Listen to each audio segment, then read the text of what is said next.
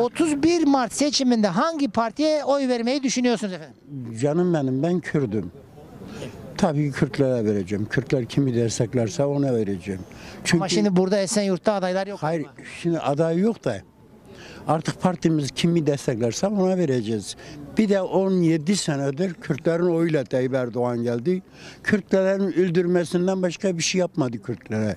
Dilini inkar etti, dinini inkar etti. Ateist diyor. Küfür ediyor. Ateist dedi mi bize. hiç? Ateist dedi, dün dedi yani televizyonda. Ben kalkayım ona nasıl oy veririm? Ben versem benim zaten imanım olmuyor. Öyle mi düşünüyorsun? Öyle düşünüyorum, evet. Peki efendim, tecrübeli bir insana benziyorsunuz.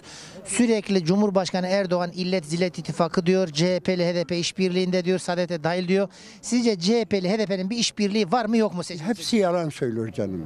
Günden 1000 tane yalan söylüyor. Belki 1000 de azdır, yani 1500 tane yalan söylüyor. Hepsi yalan söylüyor. Hesabımıza hangisi gelirse ona vereceğiz. Peki efendim, son soru. İstanbul'u İmamoğlu mu daha iyi yönetir, Binali Yıldırım mı? İmamoğlu yönetir. Nasıl? Gençtir, yönetir, hırkızlık yapmaz. Bu 12 senedir Türkiye'yi bu hale getirdi. 17 senedir Türkiye'yi hırkızlıktan bu hale getirdiler. Bir fabrikamız vardı, onu da uçak yerine, askeriye fabrikası aldığı uçak yerine o da şeylere verdi, Araplara verdi. Türkiye'de bir şey bırakmadı ki. Ama dün yok diyor. Ben dün kiraladım, satmadım diyor. Aciz. 49 yıl Yalan söylüyor ya. Ne satsan ne? Yalan söylüyor. canım benim. Aynı şey. Aynı şey, yalan Ben bir iş söylüyor. yerini 49 yıl işleteceğim. Ondan sonra gelecek. Zaten ömrü bitiyor Yok yok. Amca gel sen benim yerime 49 yıl sonra devral. Öyle bir saçmalık yok. O yalan söylüyor. Hepsi yalan söylüyor. Para. O parayı uça vermişler.